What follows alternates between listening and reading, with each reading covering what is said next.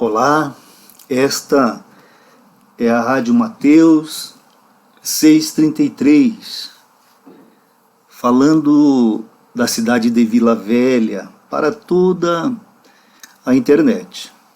E hoje nós vamos meditar em 1 Pedro, no capítulo 3, do versículo 13 ao versículo 17. Fala a respeito do preconceito contra os cristãos, da atitude do cristão, né? Intolerância religiosa. É importante isso, irmãos. É muito importante. Porque como que nós devemos reagir quando alguém zomba da nossa fé cristã? Como? Devemos ficar bravo, né? Ou devemos entrar em discussões nas redes sociais? Ou devemos permanecer calado? É difícil. É difícil saber como reagir àqueles que se manifestam contra a nossa fé. Mas o apóstolo Pedro nos dá bons conselhos na passagem que nós vamos meditar hoje. 1 Pedro, no capítulo 3, do versículo 13 ao versículo 17. NVI, né? Nova Versão Internacional. E texto bíblico. Quem há de maltratá-los se vocês forem zelosos na prática do bem? Pedro está dizendo assim, olha, quem que vai maltratar vocês se vocês respeitarem, observarem a prática do bem, né? Agora, ele não está dizendo que não haveria, não. Ele não está dizendo que não haveria pessoas que, ainda que nós praticássemos somente o bem, não nos maltratasse. Porque olha o que fala no 14, olha, todavia, mesmo que venham a sofrer porque praticam a justiça, vocês serão felizes. Então nós seremos felizes se praticarmos a justiça, ainda que venhamos a ser maltratados. Mas nós seremos felizes se nós praticarmos a justiça. Que justiça? A justiça de Deus. Conforme a justiça de Deus. Primeiro nós temos que observar, né, irmãos? Existe duas justiças. Existe a justiça que é conforme Deus, né? Que é conforme Deus. E existe a justiça do mundo. Existe a justiça do mundo. Eu sou bacharel em Direito, né? E eu me recordo que uma das primeiras aulas que eu tive em Direito Penal, um professor falou, olha, não existe justiça, existe conveniência. Isso não me saiu da cabeça. Então aquele professor de Direito, ele falou que no mundo secular não existe justiça, existe conveniência. Né? Às vezes até uma falta de equilíbrio entre o juiz, né, que sentencia, o promotor que acusa e o advogado. Às vezes o juiz e o promotor estudaram no livro que o advogado escreveu. Às vezes acontece isso, né? Então, o que eu quero dizer é que às vezes o advogado ele tem mais conhecimento que o promotor e juiz. Isso levando pelo aspecto moral da coisa, né, irmão? Né? Então, esse professor falou assim, olha, não existe justiça, o que há são conveniências.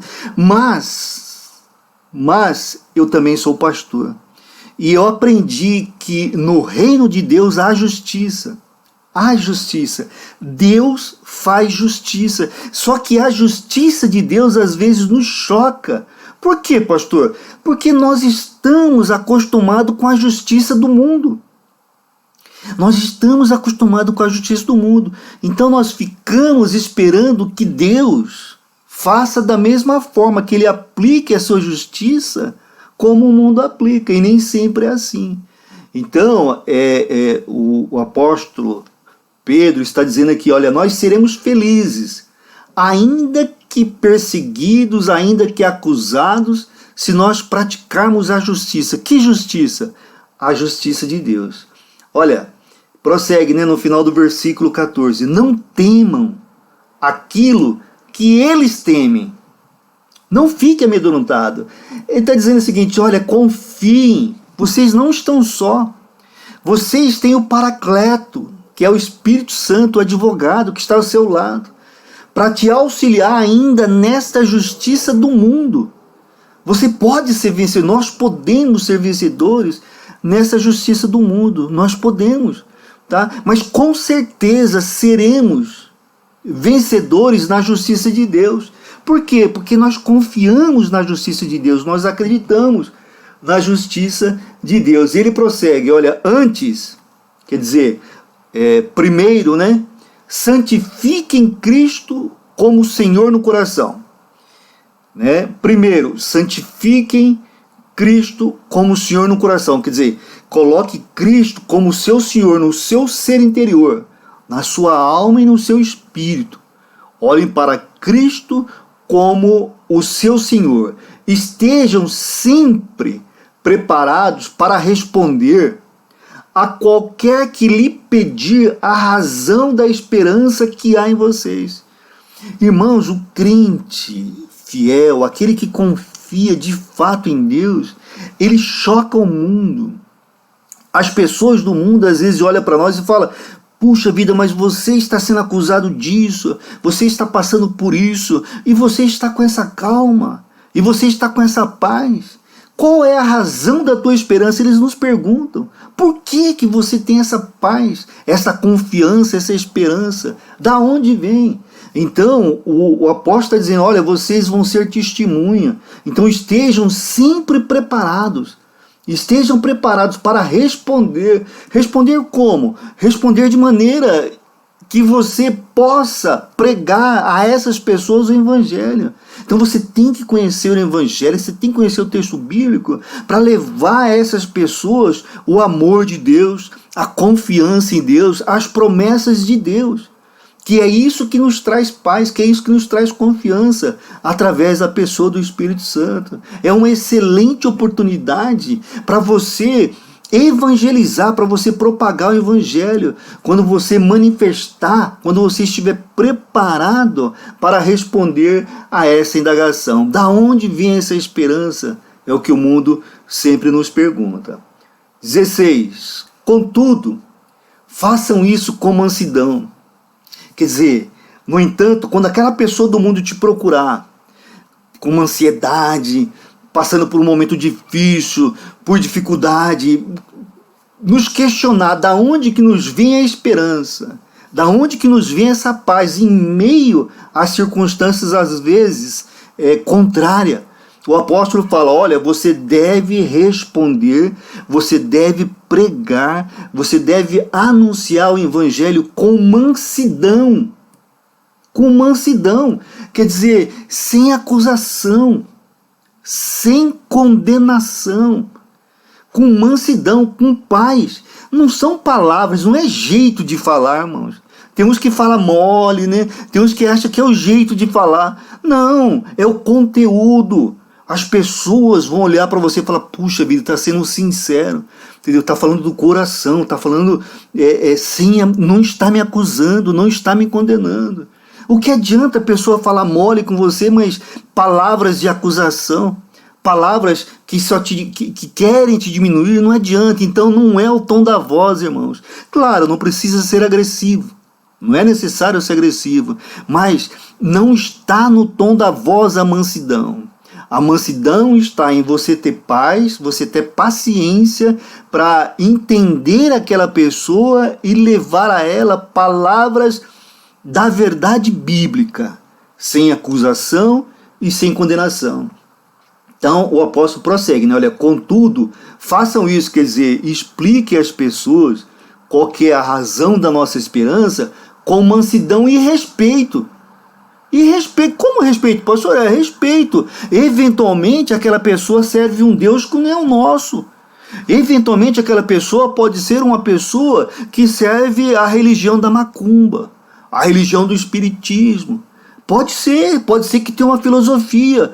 Mas e daí? Você tem que respeitar. Se você quer ter a tua fé, a tua religião respeitada, você deve respeitar. É orientação com mansidão e respeito. Respeito à pessoa, respeita aquele ser que foi criado à imagem e semelhança de Deus, embora ainda não tenha se encontrado às vezes. Mas você deve respeitar a fé dela, respeitar a crença dela e levar a tua verdade. E levar a verdade de Jesus Cristo, sabendo que o Espírito Santo vai usar aquela oportunidade. E prossegue, conservando boa consciência. Quer dizer, você conservando firme. Você sabendo no que você crê, porque alguns irmãos que vai levar a palavra para uma outra pessoa de uma outra fé e acaba sendo convertido por essa outra pessoa. Mas como assim, pastor? É porque ela não tem boa consciência. Ela não tem uma convicção e quer levar para outros. Por isso, primeiro nós temos uma boa consciência, estarmos firmes. Não, nós cremos no nosso Deus.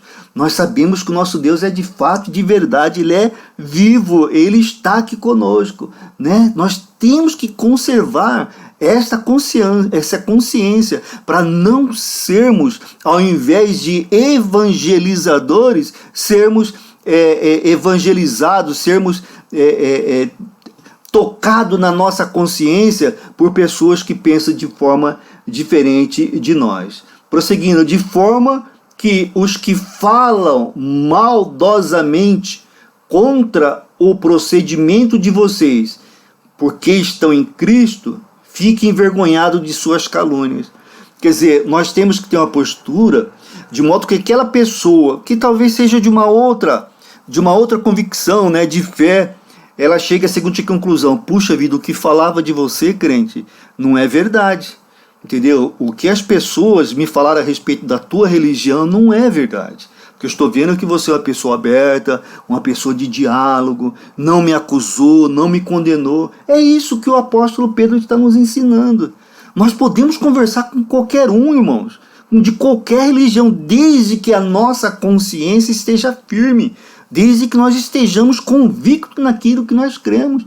Tá certo? E aí vai ser uma oportunidade de nós provarmos Jesus Cristo na vida daquelas pessoas. Elas vão, se tinham um pensamento contrário à nossa pessoa, se havia um preconceito com relação às nossas vidas, às nossas posturas, é uma oportunidade delas verem quem realmente nós somos. Prosseguindo, no versículo 17, é melhor sofrer por fazer o bem, se for da vontade de Deus, do que por fazer o mal.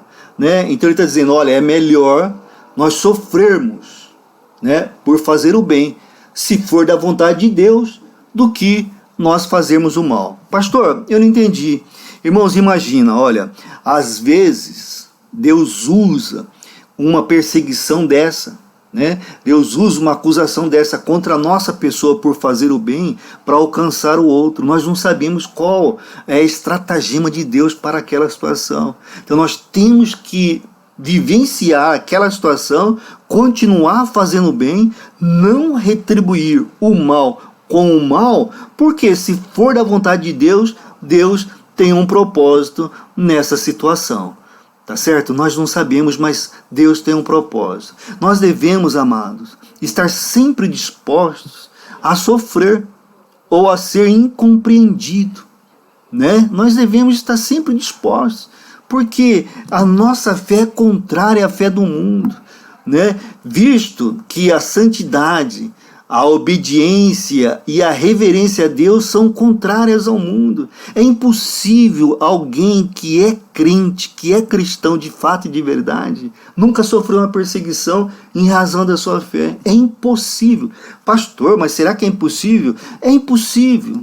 Por quê? Porque a nossa santidade, aquilo que nós cremos, o nosso Deus, é totalmente contrário ao que as pessoas no mundo pensam.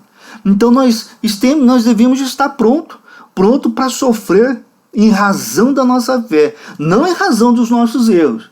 Tá certo? Se a pessoa praticou algo errado fora da fé cristã, fora da orientação cristã, ela vai colher o que plantou e tem que se consertar. Tem que se consertar. Mas se a pessoa está sofrendo uma perseguição, se a pessoa está sendo incompreendida em razão da fé, é natural. E todos nós um dia vamos passar por isso. Porque os nossos conceitos, os conceitos que nós aprendemos no texto bíblico, aquilo que o Espírito Santo fala para nós, é diferente do que o mundo prega. Não é isso? Então, irmãos, pedir pela verdade de Cristo, buscar a verdade de Cristo, pode às vezes atrair mais críticas do que elogios. Nós vivermos Cristo sendo cristão de fato e de verdade, tá certo? Sem acusação, sem condenação, sem questionar a fé de ninguém, porque isso não é papel de cristão como nós aprendemos ali, tá? No texto bíblico nós aprendemos que nós temos que respeitar o outro.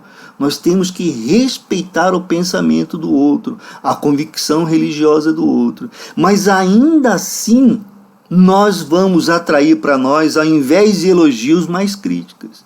Mais críticas, porque volto a insistir, porque tudo que a Bíblia prega, em essência, é contrária ao que o mundo prega. Mas nós não podemos ter medo desse assédio, né, desse bullying, desse preconceito, desse assédio moral. Nós não precisamos ter medo, né? Temos que lembrar sempre que quando nós somos perseguidos, né? Quando nós somos perseguidos em razão da nossa fé, não é em razão do seu erro pessoal particular. Tem cristão que comete as barbaridades, né, fofoqueiro, é crítico, faz coisa errada e depois fala que está sendo perseguido pela fé. Não, em absoluto, não está sendo perseguido pela fé. Você está colhendo o que plantou. Agora, quando você prega o amor, quando você prega a conciliação, quando você prega a mansidão, quando você prega o respeito, e é perseguido por isso, aí sim você está sendo perseguido pela sua fé. E você tem que se alegrar quando for em razão disso, porque é um sinal de que você será abençoado. Mateus 5,10. O que fala, pastor? Mateus 5,10. Olha lá, Sermão do Monte, né? Bem-aventurados os perseguidos por causa da justiça. Que justiça? Justiça de Deus. Pois deles, né, é o reino dos céus. Então, se você sofre por buscar praticar a justiça de Deus, se sintam bem-aventurados, porque é promessa divina deles, de você que pratica a justiça divina, é o reino do céu, né? A perseguição sempre haverá, irmãos. Sempre haverá. Cristo foi perseguido. E ele nos lembrou que no mundo nós teríamos aflição. Mas como que nós devemos agir, né, com aqueles que não concordam com a nossa fé? Como que nós devemos? Qual que deve ser a nossa postura? Nós devemos praticar preconceito religiosos contra eles? Quer dizer, fazer aquilo que eles fazem contra nós? Nós devemos acusá-los, né? Ou nós devemos buscar defender o nosso Deus? Irmãos, se o nosso Deus é Deus de verdade, ele tem capacidade para se defender sozinho. Ele tem capacidade, Deus não precisa de ninguém para defendê-lo. Deus precisa que nós anunciemos o amor dele. Deus precisa que nós anunciemos o desejo dele de salvar a todos. Há uma passagem no Antigo Testamento, né, em que o filho de Joás, Gideão, ele quebrou alguns ídolos. Ele quebrou o poste ídolo que era do pai dele. Não é para fazer isso, irmãos. Nós temos que respeitar a religião do outro. Mas o que aconteceu? Aquele povo, eles vieram para poder se tirar conta com Gideão. Olha que Joás, pai de Gideão, respondeu. Juízes 6:31. Joás, porém, respondeu à multidão hostil que o cercava. Né? A multidão veio tirar satisfação por que Gideão havia derrubado os postes ídolos. Por que Gideão havia feito isso? Não devemos fazer isso, amados. Nós temos que respeitar o culto de todas as pessoas. Desde que nenhum desses cultos infrinja a democracia, infrinja a lei penal do país, nós temos que respeitar. Todos têm o direito a praticar a sua fé dentro de um ambiente democrático. Mas olha o que Joás respondeu àquela multidão. Vocês vão defender a causa de Baal? Vocês vão defender a causa de Baal? Baal era um deus para aquele povo, né? E o Joás prossegue. Vocês estão tentando salvá-lo. Salvar quem? Salvar o Deus Baal. O Deus Baal. Quem lutar por ele será morto pela manhã. O Joás falou. Joás era um líder naquela região, né? Será morto pela manhã. E ele prossegue. Olha, se Baal fosse realmente um Deus, poderia defender-se quando derrubar o seu altar. É o mesmo que nós temos que pensar com relação ao nosso Deus, irmãos. O nosso Deus não precisa que homens o defendam.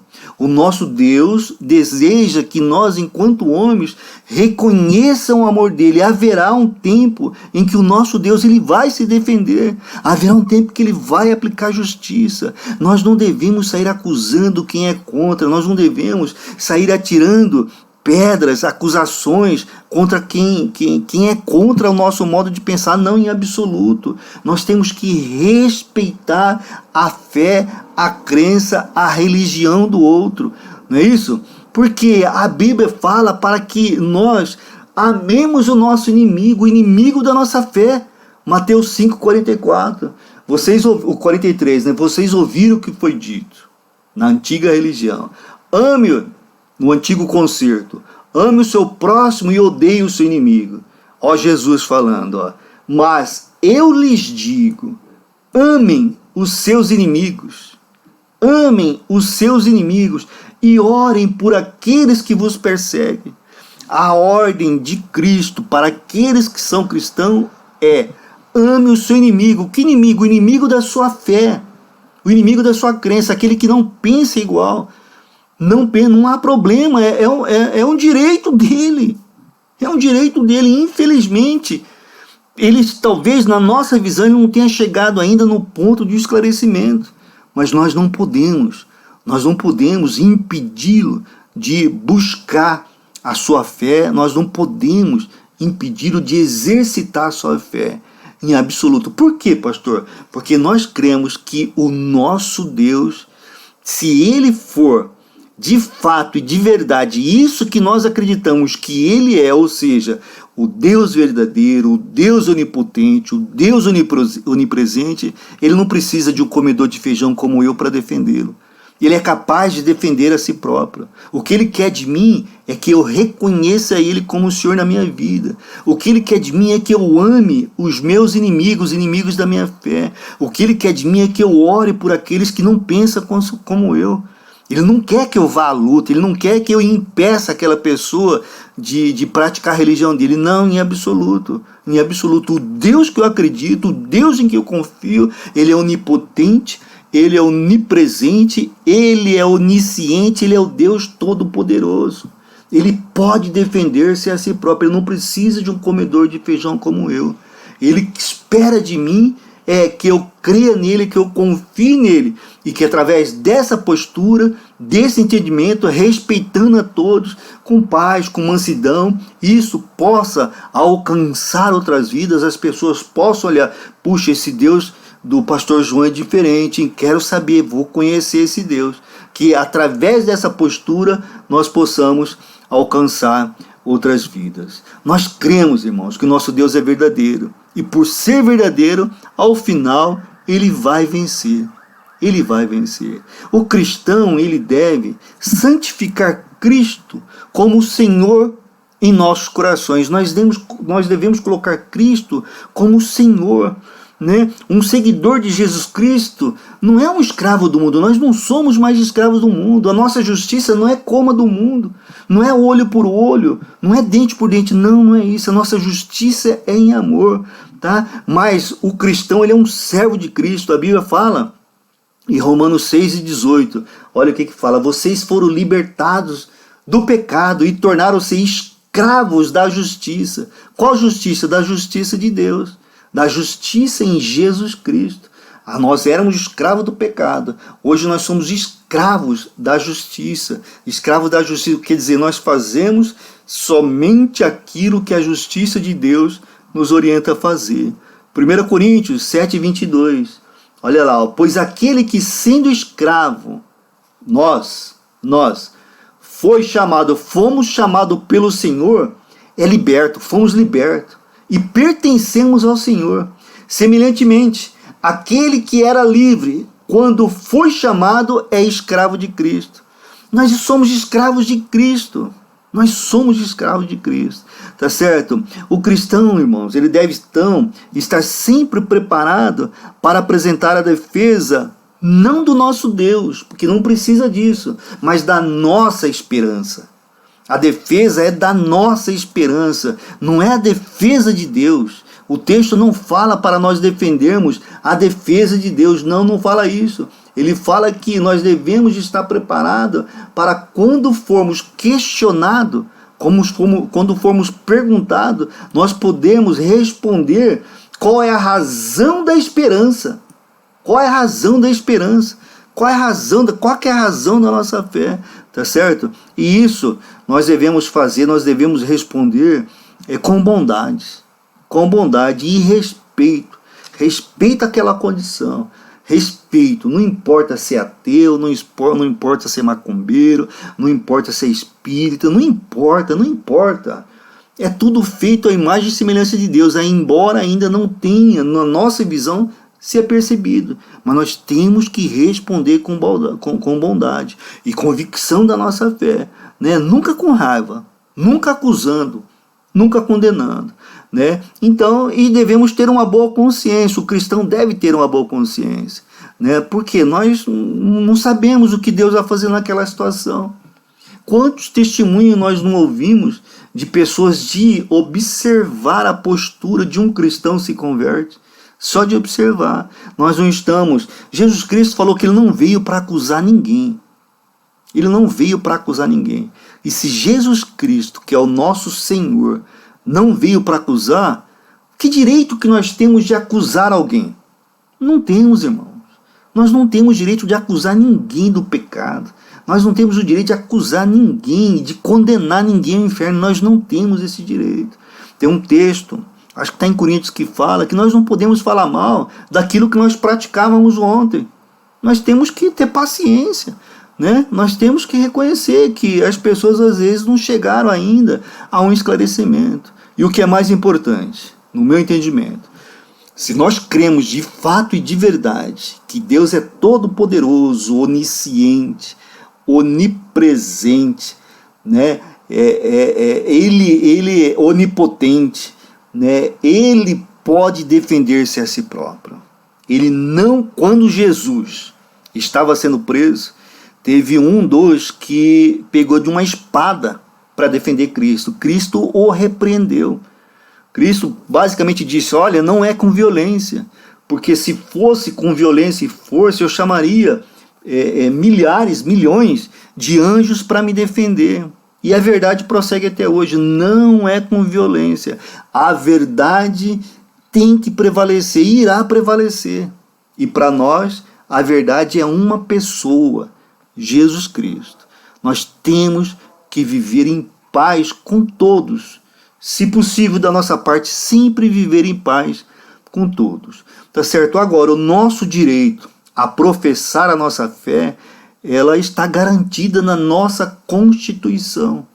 E se por acaso, algum dia, alguém tentar nos impedir disso, nós temos que buscar não violência, mas os meios democráticos, né, para poder resolver isso. Primeiro, sempre levando a Deus, sempre orando, sempre buscando em Deus. E segundo, buscando os meios democráticos que está colocado à disposição através da justiça secular, para que os direitos nossos se façam presente. Mas não com violência, irmãos. Não com violência. A nossa luta não é carnal, Efésios 6. Nós não lutamos contra pessoas. Não lutamos contra pessoas. A nossa luta é espiritual. A nossa grande luta, ela é espiritual. E nós não podemos nos deixar ser enganados pelo inimigo da nossa fé. Pois a nossa luta não é contra a pessoa. Efésios 6:12. Mas contra os poderes e autoridades, contra os dominadores deste mundo de trevas, contra as forças espirituais do mal nas regiões celestiais. Às vezes, aqueles que nos acusam, que nos perseguem, na verdade, o que nós temos que ter é pena, porque está sendo usado pelo inimigo das nossas almas, está sendo usado por Satanás. Tá certo, irmãos? Não podemos retribuir olho por olho, dente por dente. Devemos buscar os meios legais se necessário for, mas crendo que o Senhor é poderoso e que o nosso testemunho da verdade cristã é poderosa e Deus pode usar isso para alcançar pessoas, libertar vidas, trazendo paz e alegria. Tá certo, irmãos?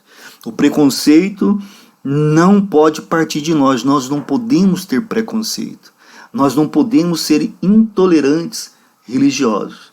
Nós temos que, inclusive, amar os nossos inimigos. Amar não quer dizer conviver, né, amados? Amar não quer dizer andar junto. Não é isso, não. Não é isso. Amar quer dizer respeitar, se precisar de água, da água, se precisar de comida, da comida.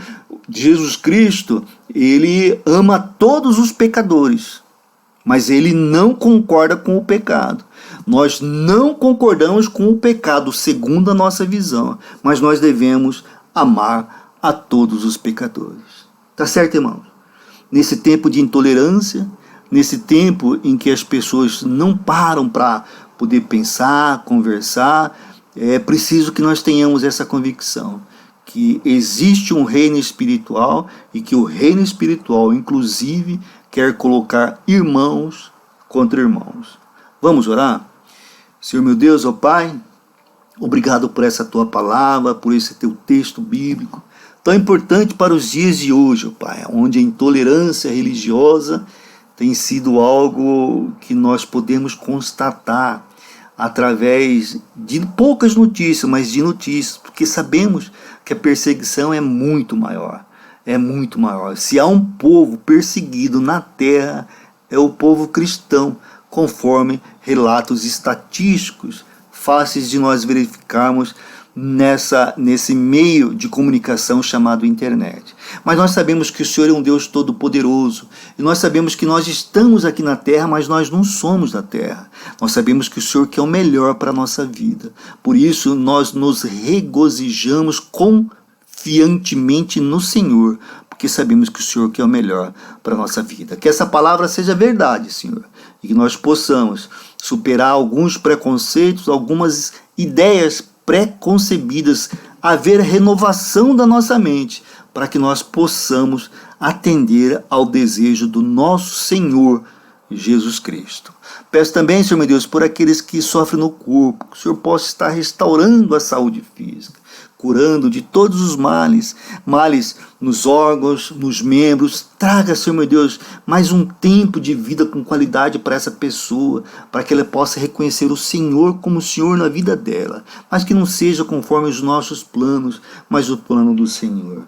Pedimos também, ó Pai, por aqueles que sofrem na alma, no ser interior, sofrem de angústia, depressão, tristeza. Meu Deus, quantos estão vivendo de maneira desesperada, sem fé, sem confiança, sem esperança, ó Pai. Que nós possamos ser esse, Senhor meu Deus, embaixador do Senhor, de levar uma palavra de conforto, de confiança para aqueles que não têm essa confiança, que não têm essa esperança. Tire de nós todo desejo, tira de nós toda a justiça própria, Senhor meu Deus, tira de nós todas as palavras de acusação, todas as palavras de condenação, que nós possamos ser para essas pessoas bocas do Senhor, trazendo paz, trazendo alegria, confiança, Pai. É a oração que nós fazemos em nome de Jesus. Pai, abençoe também os relacionamentos na família, Pai. Família é projeto do Senhor e nós percebemos que Satanás quer destruir família, mas abençoe esse relacionamento, marido e mulher, relacionamento com os filhos, trazendo paz,